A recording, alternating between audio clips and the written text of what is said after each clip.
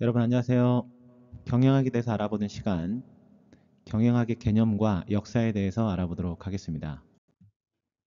경영학은 기업에서 발생하는 실질적 문제를 다루는 학문으로 볼 수가 있죠. 기업이 이익을 내기 위해서는 효율성이 높아야 될 거고요. 그리고 이제 수익성을 높이면서 지속적인 개선책을 추구해야 될 겁니다. 이런 것들을 실천하는 실용 학문이 바로 경영학이라 할 수 있고요. 즉 경영 문제를 체계적이고 과학적으로 검토해서 보다 이제 효과적인 경영 관련 의사결정 내릴 수 있도록 도와주는 것이 바로 이 경영학이다. 이렇게 보시면 되겠습니다. 기업의 환경이 계속 변하고 있죠. 그렇다 보니 이제 경영학에서는 너무 오래된 이론이 통하지 않는 경우들이 많이 있습니다. 그래서 최신 사례를 분석을 해야 되겠죠. 기업의 환경이 계속 바뀌어가고 있습니다. 그래서 이 환경 변화에 따라서 기업이 어떤 전략을 수립해 가야 될 거냐 이게 상당히 중요하죠. 기업이 이런 식으로 이제 유연하게 대처를 해야 지속적인 성장과 생존이 가능할 겁니다. 그리고 이거를 누가 주도해야 되겠습니까? 바로 경영자가 주도를 해야 되겠죠. 그래서 어떤 경영자를 양성할 것이냐 여기에 대한 문제를 끊임없이 연구하는 것이 바로 이 경영학이라고 볼 수가 있겠죠. 과거에는요, 기업이 이윤 창출이 목표였습니다. 그런데 지금은 이윤만 창출하려다가 뭐 규제를 어긴다라거나 환경을 파괴한다라거나 소비자를 기만하는 행위를 하게 되면 사실은 이제 그 기업들이 한꺼번에 그냥 날아가 버리는 이런 일들이 벌어집니다. 그래서 지금은 지속 가능한 경영을 어떻게 할 거냐, 이 상당히 중요한데요. 그 방법론에 초점을 두는 것이 바로 경영학이라고 볼 수가 있죠. 이런 경영학은 단지 사기업뿐만 아니라 공기업이나 비영리 기업의 목표 달성에서 충분히 기여할 수 있습니다. 경영학은 매우 다양한 분야가 있습니다. 뭐 생산 운영 관리를 어떻게 할 건지, 인사 조직 관리를 어떻게 할 건지, 그리고 회계 관리, 재무 관리, 마케팅 관리 측면이 있는데요. 일단 각각 챕터들은 이제 하나씩 설명을 할 겁니다. 차후에. 생산 운영 관리는 제품과 서비스를 효과적이고 효율적으로 생산하고 운영하고 관리하는 방법 이런 것들이 이제 생산 운영 관리가 되겠죠.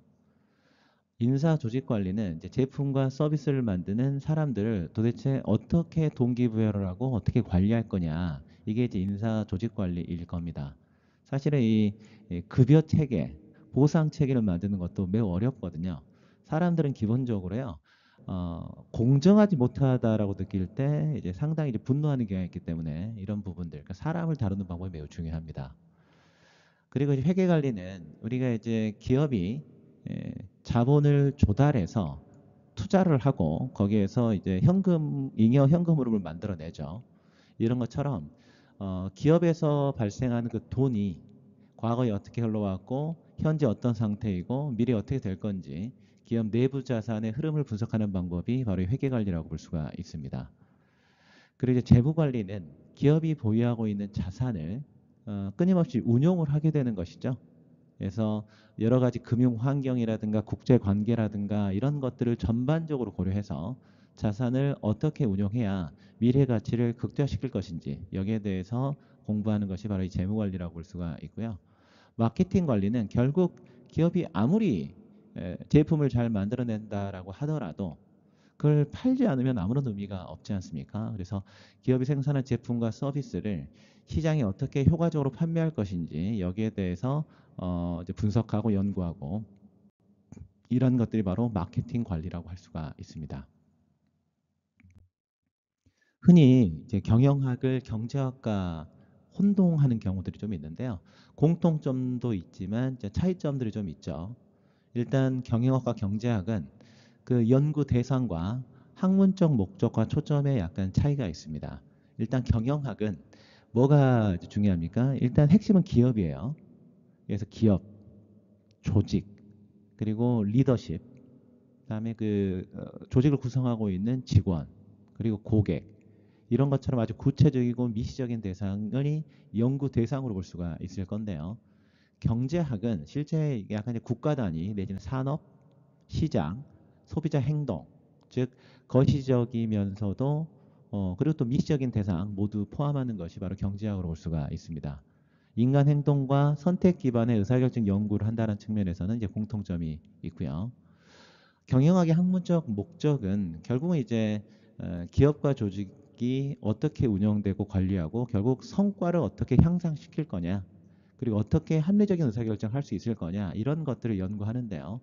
경제학은 국가 단위의 어떤 자원 배분이라든가 경제 체계, 시장 작동 원리 이러한 것들을 이제 연구를 합니다. 물론 이제 자원 관리를 하고 효율성과 의사결정 과정에 관심이 있다는 측면에서는 공통점으로 볼 수가 있을 겁니다. 그래서 경영학의 학문적 초점은 실무적인 어떤 문제를 해결하고요. 그다음에 전략을 개발하고 조직을 운영하는 이런 것들이 학문적 초점이라면 경제학은 우리가 어떤 경제의 어떤 상황 자체를 이론적으로 분석하고 그걸 통해서 정책을 제안하고요. 그 정책이 효과가 있었는지 없었는지 분석을 하고 경제 현상을 이해하는 것이 학문적 초점으로 볼 수가 있을 겁니다. 그러다 보니까 이제 경영학과 경제학은 약간의 차이가 있는데요. 경영학의 경우에는 기본적으로 이렇게 정량적 방법을 사용을 하지만 인터뷰를 하거나 사례를 연구하는 이런 정성적 방법도 이제 병행하는 이런 경향들이 좀 있습니다. 경제학은요, 주로 이제 정량적 방법, 그래서 계량 경제학이라든가 수리 경제학이라든가 이런 형태를 좀 이렇게 살펴보게 되는 거죠. 그리고 경제학의 경우에는 아무래도 시계열과 관련된 패널 데이터와 관련된 이런 것들을 어떻게 이제 분석할 건지 이런 것들이 연구의 핵심적인 포인트가 될 수가 있습니다. 핵심적인 개념을 보게 되면 경영학의 경우에는 이제 아무래도 기업이나 조직과 관련된 내용들, 그리고 이제 마케팅, 회계, 재무 관리 이런 쪽이 핵심 개념이라면 경제학의 경우에는요. 경제 그 자체, 즉 공급과 수요, 시장 균형, 효용, 비용, 이윤, 경제 성장 이런 것들이 이제 핵심 개념이 되겠죠. 그러다 보니까 경영학은 주로 이제 기업에서 내지는 조직에서 이제 적용이 되는 반면에 경제학은 이제 정부 정책이라든가 금융시장, 국제무역, 경제발전 이러한 쪽에 좀 적용이 된다 이렇게 보시면 되겠죠. 그렇다 보니까 이제 경영학의 경우에는 기업과 조직의 성과, 효율성 극대화를 통해 가지고 실질적인 경영 전략을 수립하고 실행하는데 이제 목적이 있다면 경제학의 경우에는 경제적 복지와 사회적 효율성을 증대시키는 거죠. 그래서 효율적인 어떤 경제 정책을 마련하고 분석하는 것이 그 목적일 수가 있겠다 이렇게 보시면 되겠습니다. 결국 이제 경영학은 이제 기업에 대해서 연구하는 것이라고도 볼 수 있습니다. 근데 기업이 뭐냐? 기업은 국민 경제를 구성하고 있는 기본적인 단위로 볼 수가 있겠죠. 그래서 생산 수단을 이제 소유하고 있는 사람이 있고 노동이 분리되어 있습니다. 그리고 이제 이걸 기초로 해가지고 영리 목적을 추구하는 독립적인 생산 경제 단위를 이루고 있는 조직으로 볼 수가 있는데요. 기업의 유형은 공기업, 영리기업, 비영리기업으로 나눌 수가 있습니다. 흔히 이제 우리가 공기업이라고 하면 뭐 한전이라든가 한국도로공사, 코레일 이런 이제 기업들을 떠올리면 좋을 것 같은데요. 국가 또는 지방자치단체가 소유하거나 관리하고요. 공익을 위해서 운영되는 기업입니다. 따라서 목적 자체가 뭐겠습니까? 당연히 이제 공익을 증진하고 사회적 가치를 실현하고요. 공공 서비스를 제공하는 것이죠. 공공 서비스를 제공함으로 인해서 다수에게 경제적인 어떤 안정 상태를 좀 제공해주고 전체적으로 균형 발전하는 것이 주요 목적일 수가 있을 겁니다. 영리 기업은 이제 공기업과 다르게 본인들이 이윤 창출을 하고 주주 가치를 극대화하는 것이 주요 목적일 수가 있을 겁니다. 그래서 사적 소유의 기업인 거죠. 그래서 재화 생산 또는 이제 서비스를 제공해서요 이윤을 창출하는 것이 목적입니다. 뭐 우리가 대표적인 대기업들 보게 되면 뭐 삼성전자라든가 현대자동차, LG화학 뭐 대부분의 어떤 기업들이 영리 기업으로 볼 수가 있겠죠. 그래서 주요 목적은 뭐 말씀드렸던 것처럼 이윤을 창출하는 거겠지만 경쟁력을 확보를 해가지고 시장 점유율을 높이고 지속 가능하게 성장하는 이런 것들이 이제 주요 목적으로 볼 수가 있을 겁니다. 근데 이제 비영리 기업은요, 이윤 창출이 주요 목적이 아닙니다. 그래서 공익적이거나 또는 이제 사회적 가치를 실현하기 위해서 설립된 기업이 비영리 기업으로 볼 수가 있는데요. 뭐 예를 들어서 뭐 유니세프라든가 환경단체 이런 것들이 되겠죠. 그래서 공익을 실현하고 어떻게 보면 이제 사회적인 어떤 문제를 해결하는 이런 것들이 주요 목적으로 볼 수 있을 겁니다. 그리고 이제 아무래도 이제 재정 상태가 열악할 가능성이 높기 때문에 재정적 지속 가능성을 좀 유지를 해야 되겠죠. 그래서 기부도 잘 받고요. 봉사도 잘 받고 교육 활동을 하는 이런 것들이 이제 주요 목적이 될 수가 있을 겁니다. 자, 그렇다면 우리가 기업은 어떤 성격을 가지고 있다라고 생각을 하십니까? 기업. 한번 생각해 보죠. 여러분들이 생각하는 기업이 뭐죠? 돈을 버는 곳인가요? 이렇게만 따지게 되면은 이제 너무 지엽적인 것 같고요. 그렇다면 조금 더 고상하게 이윤을 추구하는 곳입니까?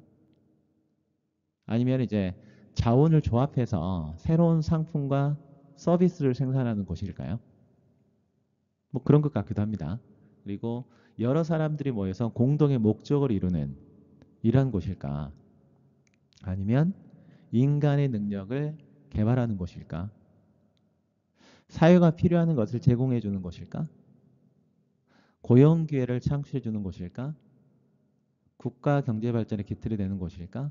이런 식으로 그러니까 이제 처음에 어떤 기업은 이제 단순히 이윤을 추구하고 상품을 만들어내는 곳인데 이런 것들이 계속 이제 발전해 나갑니다. 이게 이제 여러 가지 처해 있는 기업의 환경이 좀 바뀌고요.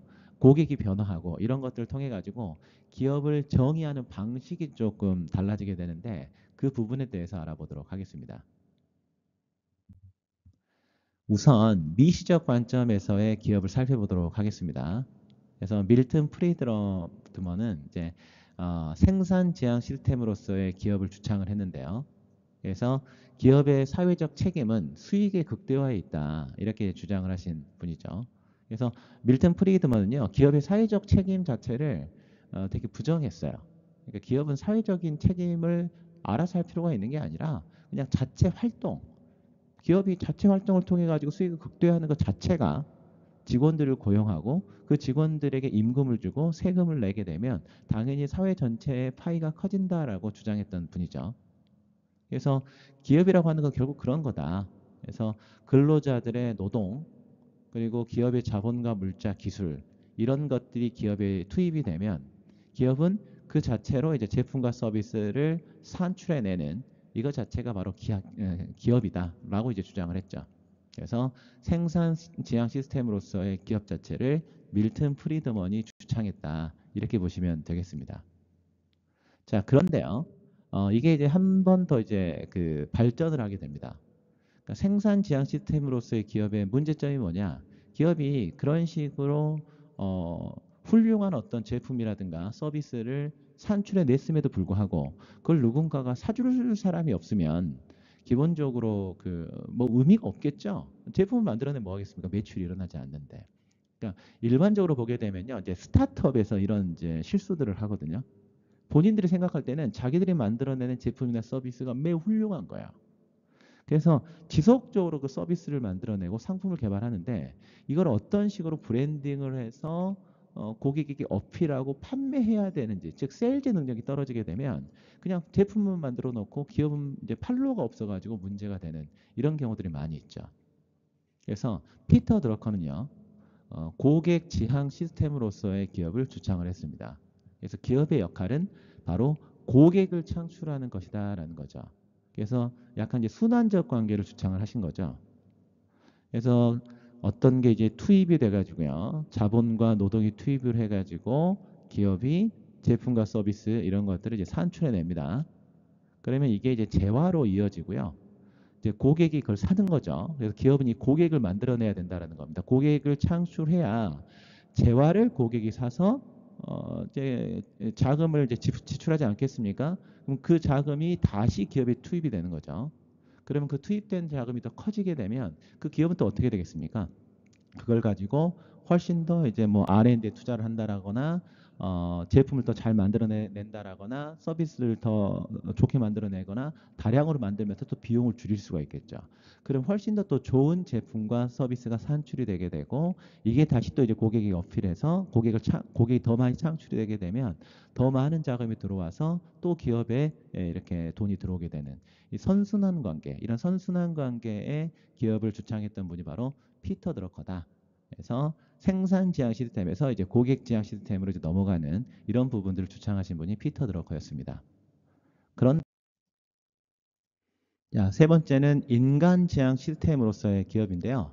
엘빈 토플러는 기업의 임무는 인간의 능력을 개발하는 것이다라고 얘기를 했습니다. 이거 뭐지? 약간 이거 뚱딴지 같지 않나? 이렇게 생각하실 수도 있을 것 같은데요. 즉, 자본과 이제 노동력이 이제 투입이 되는데 기업은 인재를 개발하고 근로자의 능력을 개발함으로 인해서 훨씬 더 질 높은 제품과 서비스를 산출해야 된다라는 거죠. 사실 이제 기업은 이제 사람들이 모인 조직입니다. 그래서 기업 활동을 통해 가지고 인재를 양성하고 인재 개발을 촉진하는 이제 사회 조직으로 볼 수가 있죠. 그래서 이걸 통해 가지고 만약에 그 인재들이 새로운 기술과 새로운 서비스를 만들어낼 수 있다면 새로운 시장을 창출해낼 수 있겠죠. 지금은 이제 돌아가신 삼성전자의 이건 회장님 같은 경우 계속적으로 인재 개발에 엄청나게 노력을 하셨어요. 그래서 예전에 인터뷰를 보시면 다 뭐 보내라. 교육 받으러 다 보내고 인재를 만들어내서 그 인재들이 새로운 시장을 만들 수 있도록 해야 된다. 그게 이제 삼성전자가 나아가야 될 길이다. 이렇게 얘기를 했는데요. 예를 들어서 이제 구글이라든가 미국에 있는 사실 이렇게 기술 회사들을 보게 되면 의무적으로요. 한 2시간 정도는 그냥 자기가 생각하는 시간을 줘요. 업무 안 해도 됩니다. 그냥 자기가 그냥 이렇게 쉬는 시간을 가지면서 계속적으로 일을 생각해내는 거예요. 그러다 보면 자기가 이제 원하는 프로젝트가 생길 수가 있죠. 그걸 회사에 제안할 수가 있고 그 제안된 것들을 토대로 새로운 제품을 만들어내거나 새로운 서비스를 만들어냅니다. 우리나라에 있었던 뭐 예를 들어보더라도 뭐 예를 들어 네이버 같은 경우도 이제 삼성 내에 어떻게 보면 약간 동호회 형식으로 시작된 부분들 그리고 프로젝트성으로 이제 시작됐던 것들이 분사돼서 나와서 만든 이런 기업들이 뭐 우리나라의 뭐 20위권 안의 기업으로 이렇게 성장하는 이런 것처럼 기본적으로 이제 기업 자체가 제품이나 서비스, 고객을 창출하는 것도 매우 중요하지만 결국은 인간의 능력을 개발함으로 인해서 만들어진 그 인재들이 어떻게 보면 시장의 상황 자체를 바꿔버릴 수 있는 이런 상황이 될 수도 있다. 이런 것들을 기억하시면 좋을 것 같습니다. 자, 그리고 이제 거시적 관점에서의 기업을 살펴보면요. 일단은 긍정적 사회 시스템으로서의 기업을 살펴볼 수가 있습니다. 그래서 윌리엄 워서나 데이비 챈들러가 이런 얘기를 했는데 즉 기업은 기업과 관련된 이해 당사자들의 관심사를 중요하게 고려하고 다루어야만 사회에서 기업 활동의 정당성을 유지할 수 있고 이것이 기업 운영의 목표다라고 했습니다. 과거와는 다르게요. 기업과 관련된 이해 당사자들이 너무나 많아졌습니다. 예전에는 뭐 주주, 직원, 고객 뭐 이 정도였다라고 한다면요. 지금은 그렇지가 않습니다. 그 기업에 있어서야 예를 들어서 환경단체하고 관계가 상당히 중요해요. 그러니까 기업이 어떻게 보면 그 환경에 대한 기준치에 문제가 되게 되면 실제 불매운동이 일어날 수도 있겠죠. 그리고 언론과의 관계도 매우 중요하고요. 지방자치단체와의 관계도 매우 중요합니다.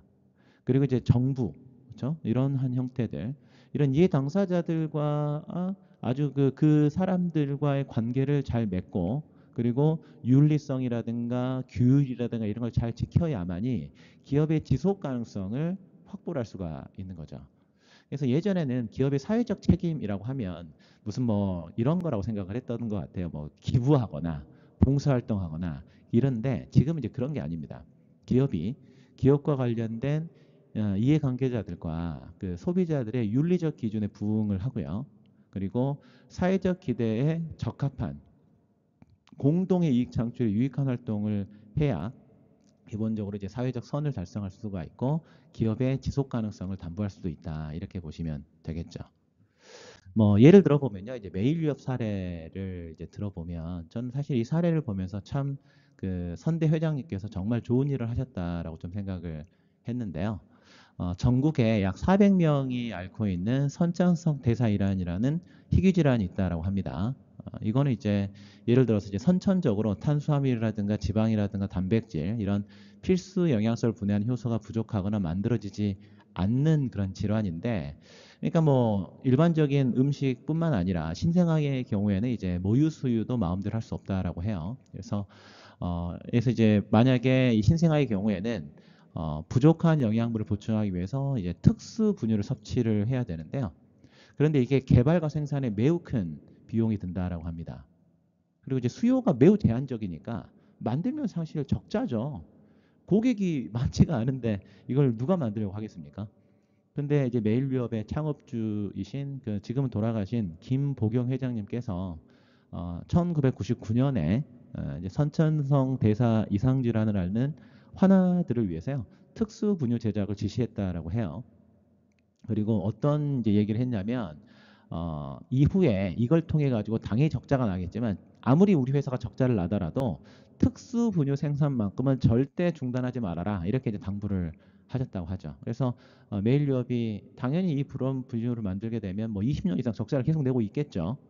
그럼에도 불구하고 선천성 대사 이상 환자들을 위해서 특수 분유를 지속적으로 생산하고 있는 이런 것들이 바로 이제 메일유업 사례로 볼 수가 있습니다.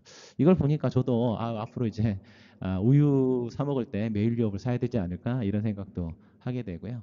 그리고 이제 기업의 사회적 책임 사례 중에서 많이 이제 나오는 것 중에 하나가 또 오뚜기죠, 오뚜기. 그러니까 다른 기업들과는 좀 다르게 정직원 비율이 매우 높다라고 해요. 그러니까 예를 들어서 우리가 마트 같은 데 가면 이렇게 시식 코너 같은 거 하잖아요. 그러니까 뭐 그런 분들까지도 뭐 이렇게 정직원으로 좀 고용을 해가지고 어떻게 보면 고용과 관련해서 훨씬 더 안정성을 주는 이러한 측면들이 좀 있어서 결국은 이제 이러한 것들이 그 기업의 이미지를 개선시키고요. 어떻게 보면 이제 그 주가라든가 이런 쪽에도 훨씬 더 긍정적인 영향을 주지 않느냐. 그래서 이런 기업의 사회적 책임은 앞으로도 기본적으로 이제 기업의 지속 가능성을 위해서 지속적으로 개발해 나가야 될 이런 영역이다. 이렇게 보시면 되겠습니다. 자, 반면 부정적 사회 시스템으로서의 기업도 존재합니다. 기업은 주주가치 극대화를 추구하죠. 그렇게 이제 창출한 이윤을 사회에 환원하지 않고 기업 안에 축적을 해서 주주들의 사익을 추구하고 권력을 형성하는 이러한 이제 현상들이 벌어질 수가 있습니다. 정부에 따라서 기업의 법인세를 낮춰줄 때가 있거든요. 기업의 세금을 왜 깎아주느냐 이런 논리입니다. 기업의 세금을 이제 낮춰주게 되면 기업의 이윤이 늘어나지 않냐. 그러면은 직원들에게 훨씬 더 높은 인센티브를 지급할 수 있고 새로운 직원들을 채용할 수 있을 거다. 그러면 새로 소득이 생긴 사람들과 소득이 늘어난 사람들이 소비를 많이 늘릴 거니까 그러면 지역 전체적으로 상권이 활성화가 되고 그럼 훨씬 더 세금을 내는 사람들이 많아져서 결국은 세금에 대한 파이가 커지지 않냐 이런 논리였어요. 그렇게 해서 감세를 해줬는데 정작 기업에서 어떤 행동들을 했냐면 이윤은 많아졌는데 그 이익 자체를 그냥 딱 기업이 움켜쥐고 있는 거죠. 그래서 이른바 낙수 효과가 별로 존재하지 않는다. 이런 것들이 어떻게 보면 검증되어 있는 건데 이런 문제점들이 좀 있고요. 그리고 이제 기업이 아무래도 이윤을 추구하다 보면 근로자를 착취하는 형태가 많이 나오죠. 그리고 이제 제품 생산 과정에 환경 오염을 유발할 수도 있습니다. 사실 우리나라 뭐 최저임금 조금 올린다고 하게 되면 난리가 나는 이런 부분들도 대부분 약간 부정적인 측면으로 볼 수가 있고요. 그리고 이제 정경유착의 형태로 정부를 부패시킬 수도 있죠. 이건 이제 후진국에서 많이 나타나는 일이지만 우리나라의 경우에도 과거 권위정부 시절에 대기업들이 이런 형태로 많이 연루가 돼가지고요. 이제 처벌을 받은 사례들도 많이 있습니다. 그리고 이제 축적한 부와 힘으로 다른 구성원들을 이제 핍박할 수도 있고요. 이윤 극대화를 통해서 부를 축적한 기업이 궁극적으로는 뭐 사회에 악영향을 미치고 사회 자체를 와해시킬 수도 있죠. 따라서 기업 소유자의 부정적 역할을 줄이기 위한 제도가 필요합니다. 뭐 예를 들어서 ESG 경영을 하거나 공정거래법과 노동법을 강화하고 준법감시제도와 이사회 및 감사위원회 이걸 이제 활성화시켜야 되겠죠. 그리고 윤리 경영을 이제 추구를 해야 될 겁니다. 이러한 제도들은 결국은 기업이 법적 기준뿐만 아니라 윤리적 기준도 준수하고요. 사회적 책임을 다하도록 유도하겠죠. 그래서 부정적 행동을 방지하는데 중요한 역할을 할 수가 있는데요. 이제 대표적인 사례가 바로 이제 대한항공의 땅콩 회항 사건이죠. 그래서 이른바 이제 대한항공의 조현아 부사장이 이제 여성 객실 승무원이 견과류 간식을 제공하는 과정에서 접시에 담지 않고 이제 봉지째로 간식을 제공하는 것이 부적절하다는 내용으로 그 승무원을 너무나 호되게 질책했다라고 해요. 그리고 이제 해당 승무원과 사무장을 이제 무릎 꿇게 한 다음에 모욕을 줬죠. 그래서 그 사무장을 이제 내리게 하기 위해서 회항을 해버려 가지고 인천공항 도착이 지연됐는데 엄청난 갑질이었죠. 그래서 실제적으로 어떻게 보면 이제 뭐 대국민 사과 비슷하게도 하고 그리고 이제 대한항공 주가에도 이제 크게 문제가 됐던 이런 이제 사건들이었는데 사실 이제 이런 일들이 안 일어나야 되는데요. 이런 일들이 너무 주기적으로 일어납니다. 그래서 대한항공 같은 경우도 사실 조현아 부사장뿐만이 아니라 이 동생도 이 나이가 많으신 직원들한테 뭐 거의 뭐 쌍욕 비슷하게 해가지고 또 회자가 됐던 경우들도 있고, 그리고 예전에 보게 되면 무슨 뭐 재벌 2세, 3세라는 사람들이 뭐 아주 안하무인격으로 하면서 이른바 맥값 사건, 그리고 몇 대 때리고 뭐 돈으로 지불하거나, 이러한 것들은 좀 우리가 기업의 어떤 부정적인 측면들, 이런 갑질 사건들은 조금 처벌도 좀 강화를 해서 다시는 이제 이런 일들이 벌어지지 않아야 될 건데, 주기적으로 일어나는 것 같아서 사실 씁쓸하긴 합니다. 자, 그래서요, 이제 첫 번째 시간 마무리하면서 이러한 것들을 한번 생각해 보면 좋을 것 같습니다. 이런 것들을 남은 시간 정리해 보시면 좋을 것 같은데요. 우리가 이제 미시적 관점에서의 기업 경영은 세 가지 형태로 구분된다고 했죠. 생산 지향 시스템, 고객 지향 시스템, 그리고 인간 지향 시스템으로 나눠져 있었습니다. 이 세 가지 중에서 가장 합당한 관점은 뭐라고 생각하는지, 그리고 그 이유는 무엇인지 한번 정리해 보면 좋을 것 같고요. 그리고 이제 거시적 관점에서 기업은 긍정적 시스템, 부정적 시스템 모두의 측면을 가지고 있습니다. 그래서 긍정적 시스템으로서의 기업의 장점을 부각시키고 부정적 시스템으로서의 기업에 대한 시각을 바꾸기 위해서 만약에 당신이 경영자라면 어떻게 할 건지 여기에 대해서 한번 정리해 보면 좋겠습니다.